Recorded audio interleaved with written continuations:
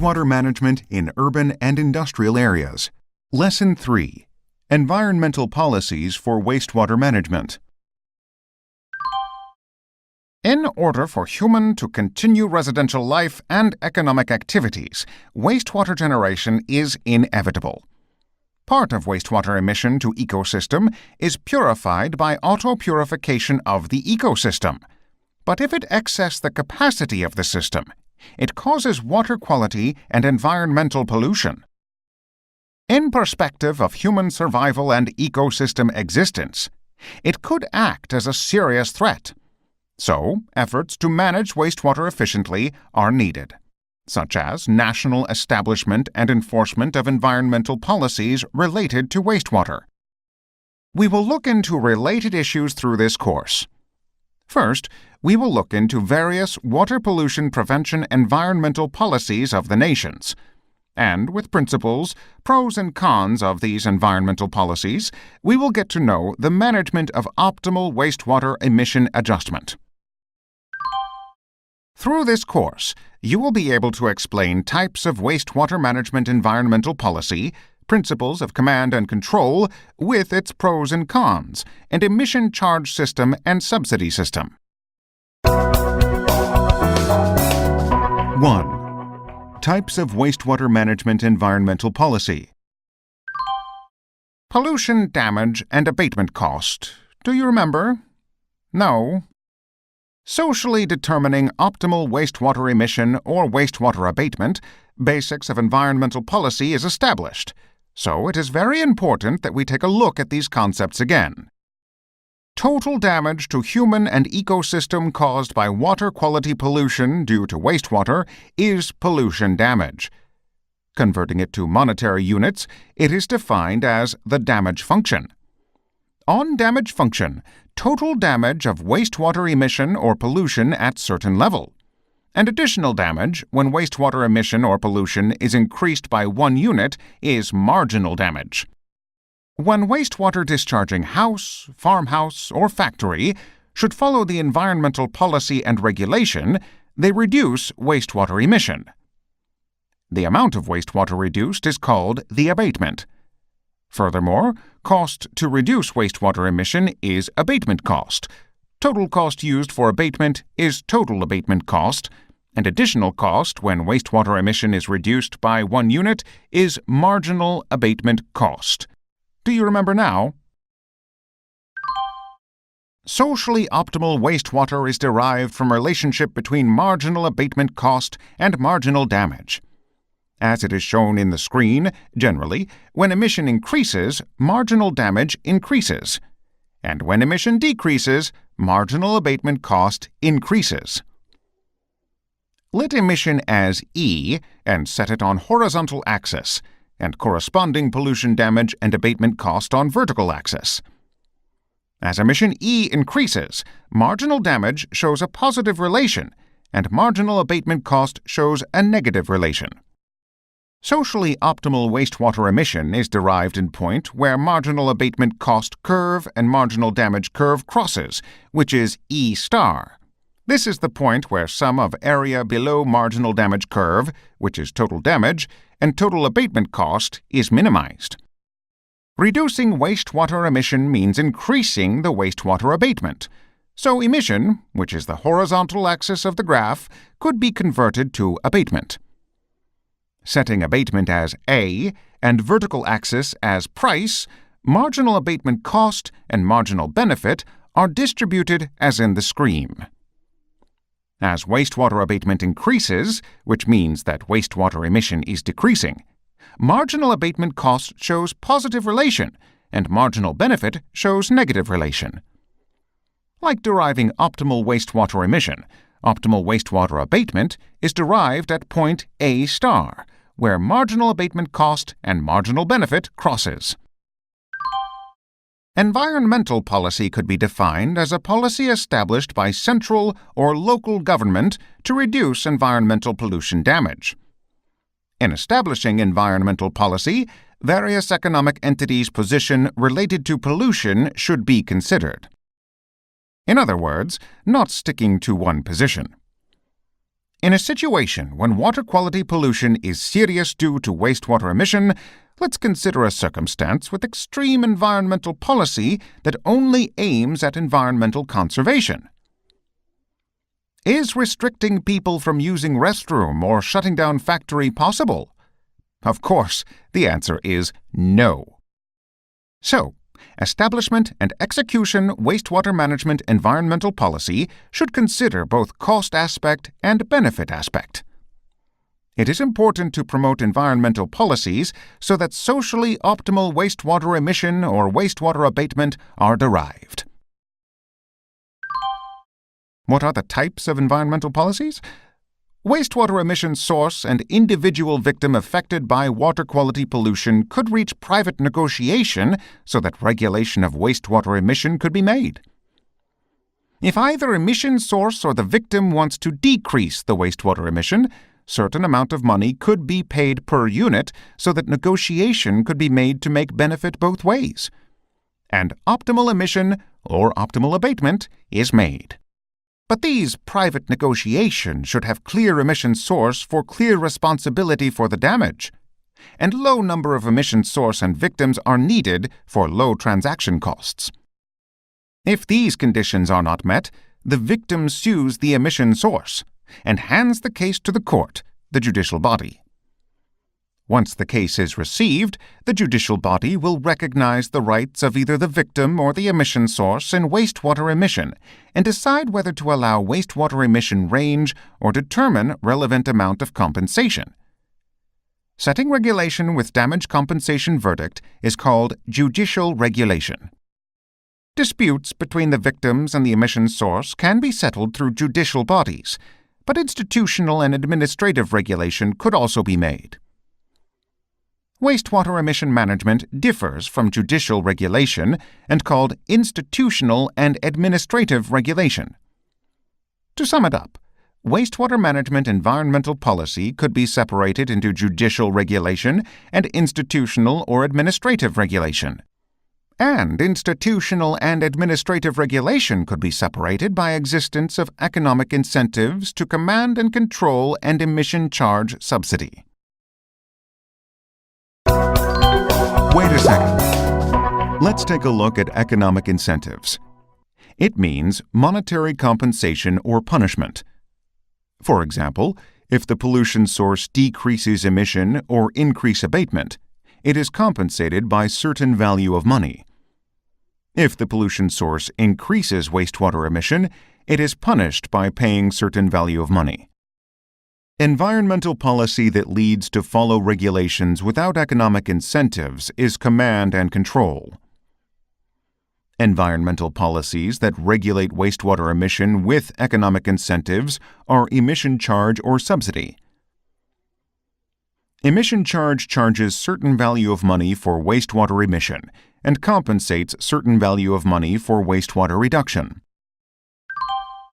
Point of wastewater management environmental policy is considering each economic entity's cost and benefit to derive optimal wastewater emission or abatement.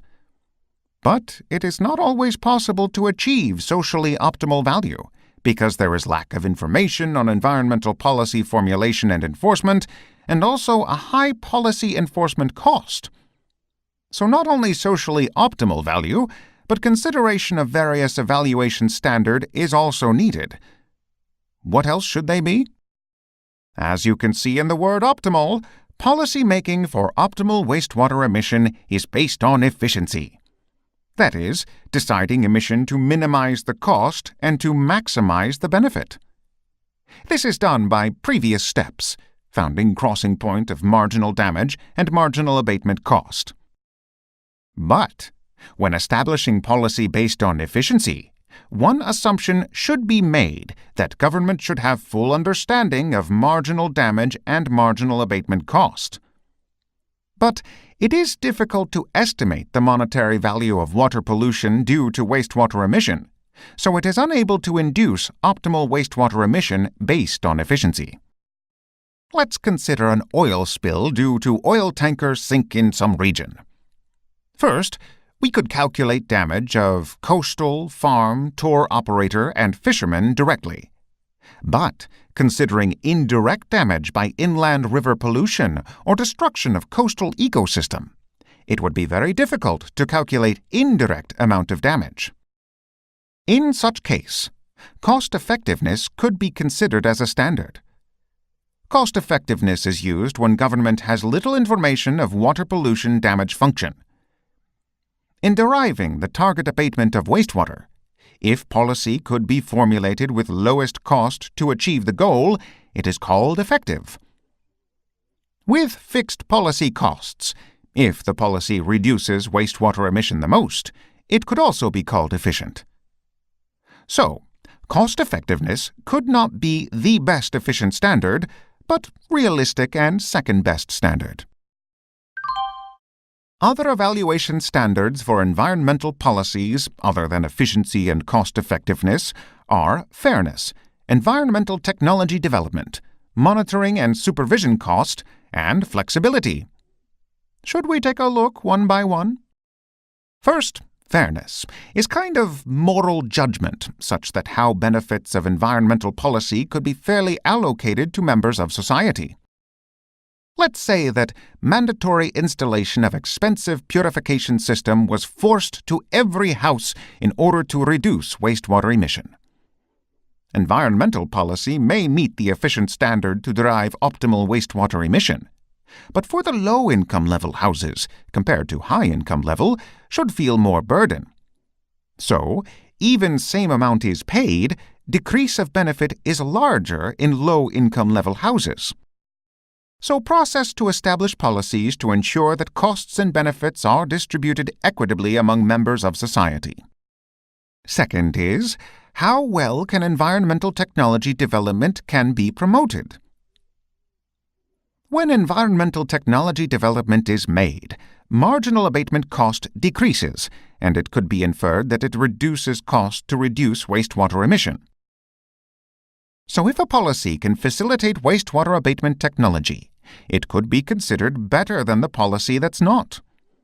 And policies that promote technology development provide a better overall water quality.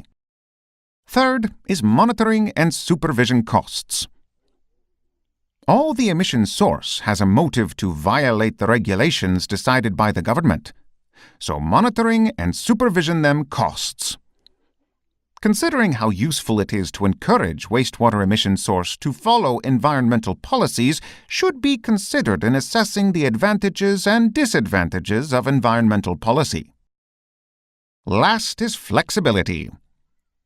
Flexibility is existence of water quality pollution sources' elastic changes to economic conditions. If policy lets water pollution source be given a lot of room to respond to technology level or market conditions elastically, it could be considered that it made pollution source to adapt to changing circumstances to save abatement cost. Pop quiz. The following is a list of environmental policy evaluation standards.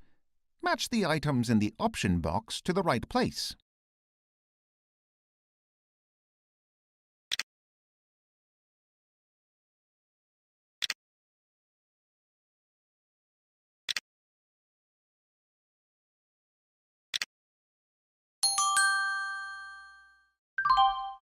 In enforcing the water pollution environment policy, the question of who should pass the cost of reducing wastewater emissions can be a significant issue.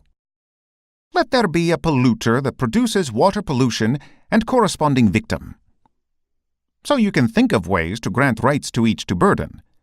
Whether the rights of either the polluter or the victim is protected is usually based on the ethical judgment of the entire population.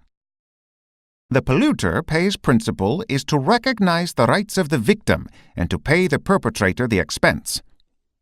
More specifically, it is a principle that water quality polluters must pay the costs of water pollution prevention and wastewater removal measures that the government has decided to use to maintain desirable water quality levels. On the other hand, the victim pays principle is to recognize the rights of the perpetrator and remove the burden on the victim. This is also referred to as the beneficiary pays principle, because victims benefit from the abatement of wastewater emissions. At this time, residents near the river where the wastewater flows, farms, factories, residents near the industries, and residents using the waterworks can be seen as victims. If so, who will be burdened with the polluter pays principle? It is a factory, an agricultural producer, and so on. These principles, if there is no big difference in economical perspective, it is considered based on ethical judgment of the whole nation whether rights of polluter or victim should be protected. For example, let's say that the pollution problem in any river area supplying a water source is serious. Farmers who produce agricultural products by spraying pesticides in the vicinity of rivers, or owners who run restaurants near the water source area, are polluting water sources that cause water pollution in the water supply area. The people who are affected by the wastewater that they discharge are probably the people who receive the water supply. In this case, based on ethical judgment, if the victim, the beneficiary's right, is recognized, the effort and cost to reduce the wastewater discharge can be cleared by the farmer or the restaurant owner based on the principle of polluter pays. On the other hand, if you recognize the perpetrator's rights, you can consider raising the water price of residents who use the water source according to the principle victim pays. 2. Command and control. Command and control related to wastewater management is to achieve socially desirable water quality by specifying the specific regulations that water pollution sources should obey and regulating with jurisdiction, police, fine, and administrative action. For the specific regulations, environmental standards are utilized. It is set by the policy authorities to require that water pollution sources meet the standards. In violation, water pollutants are punished. One of the advantages of command and control is that the execution process is relatively simple and direct, and the goals of the policy are clearly expressed. Environmental pollution is also a policy used in many countries in line with social ethics, which is immoral. On the other hand, there are disadvantages. Policy authorities have a lot of discretion and flexibility, but they are rigid in terms of water pollution sources. If policy authorities set the standards, water pollution sources can result in efficiency problems because they cannot manage wastewater emissions by themselves and have to comply with mandatory requirements. For example, even though more wastewater reductions are possible, they are relatively ineffective with keeping the law. The environmental standards mentioned above fall into three broad categories: wastewater emission standards, ambient standards, and technical standards. First, the emission standards are based on the upper limit of wastewater emissions that each water pollutant can emit. Direct regulations only specify the upper limit of wastewater discharge, but do not question the method or process of how to discharge wastewater.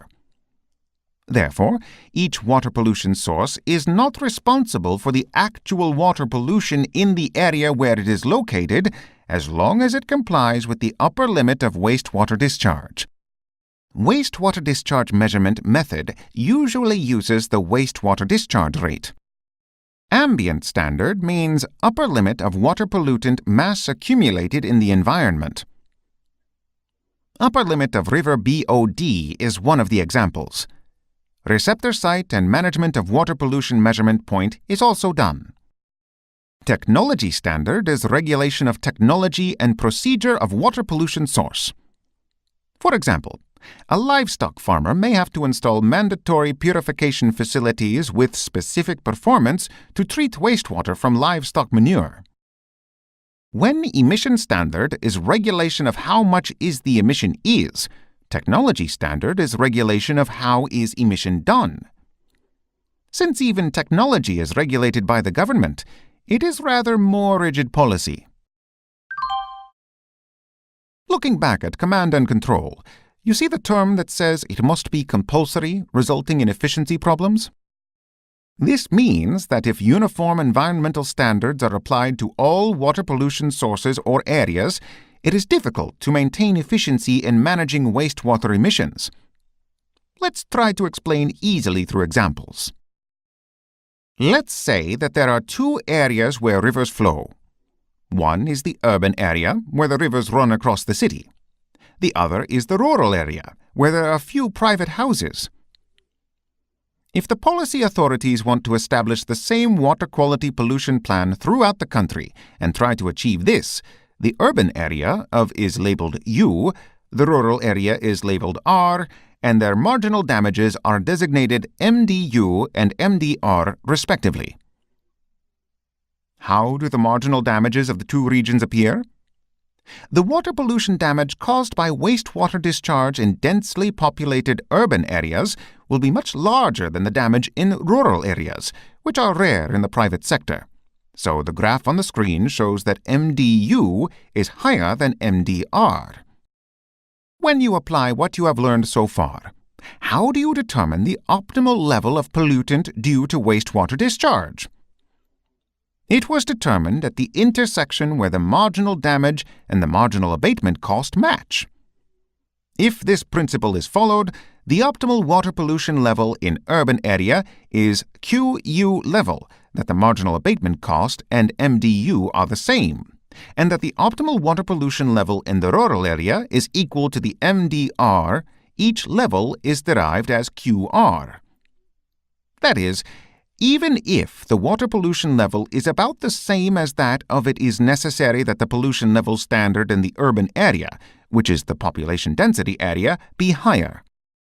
In the end, it is desirable to apply water pollution standards differently by region to establish higher water pollution standards in urban areas to improve efficiency.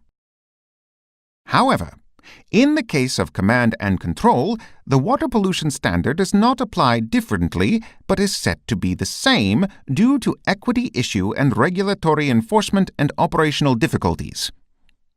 In this case, the water pollution level in urban areas and rural areas does not adequately reflect the situation in each area, and the standard of water pollution level should be complied with.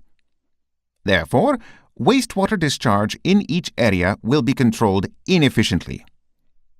For example, in urban areas where stronger water pollution standards need to be applied, relatively relaxed standard can be applied to loosen regulations on wastewater emissions, which could further aggravate water pollution.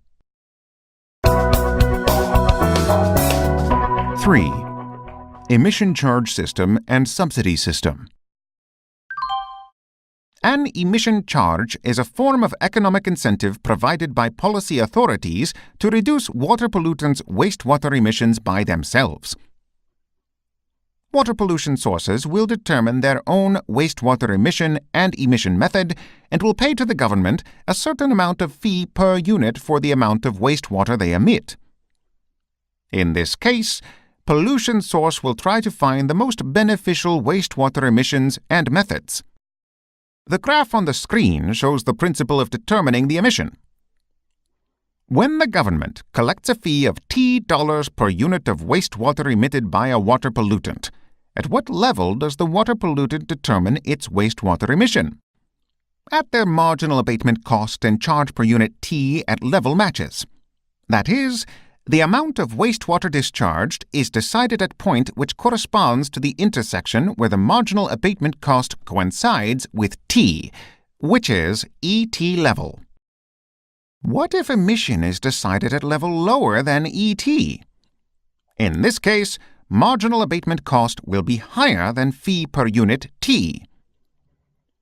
The cost of reducing wastewater emissions is greater than the fees imposed by the government, so it would be advantageous to increase wastewater emissions from water pollution sources.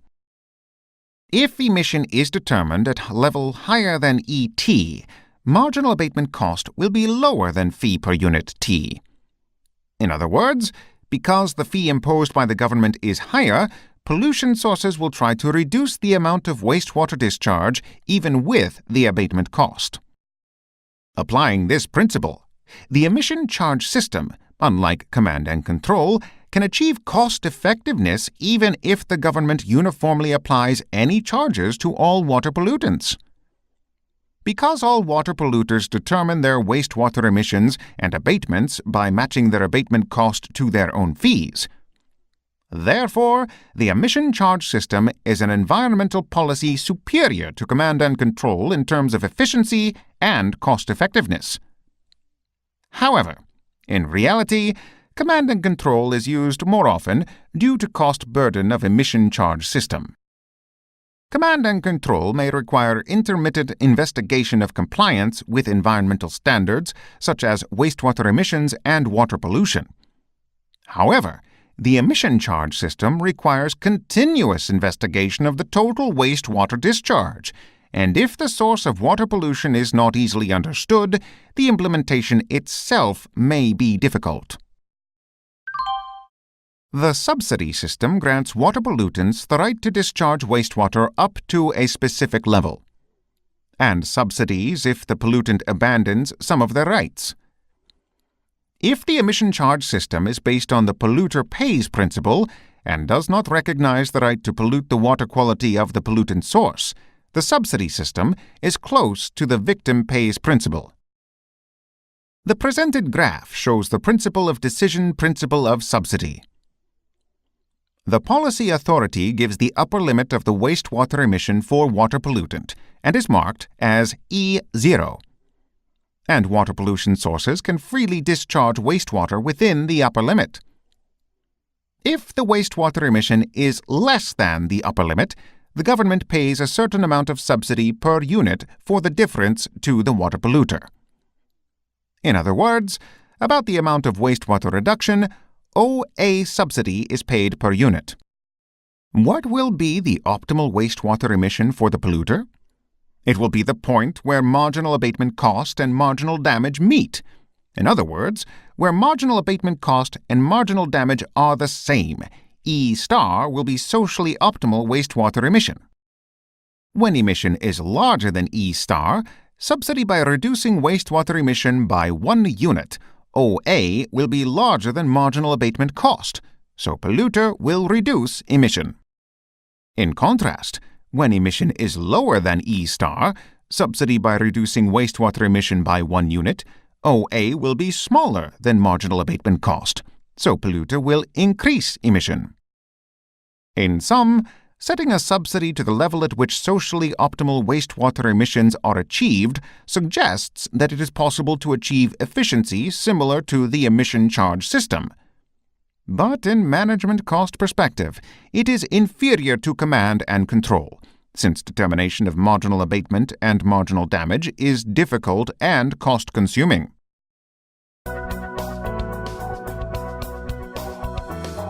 Quiz! Let's check what we've learned through a quiz. 3 questions will be given, and you will have 2 chances. Then let's start.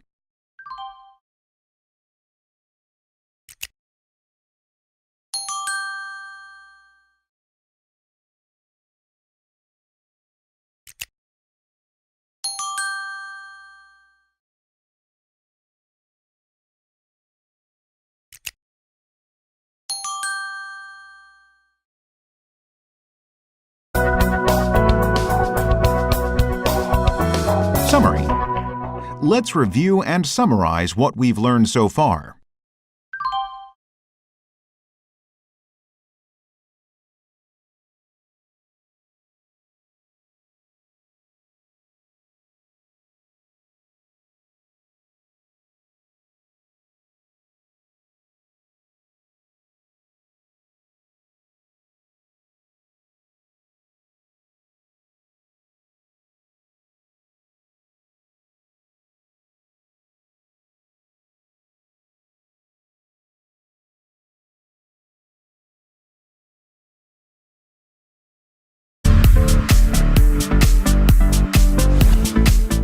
We learned about environmental policies for wastewater management this time. We will learn about municipal wastewater and treatment facilities next time. Thank you very much, everyone.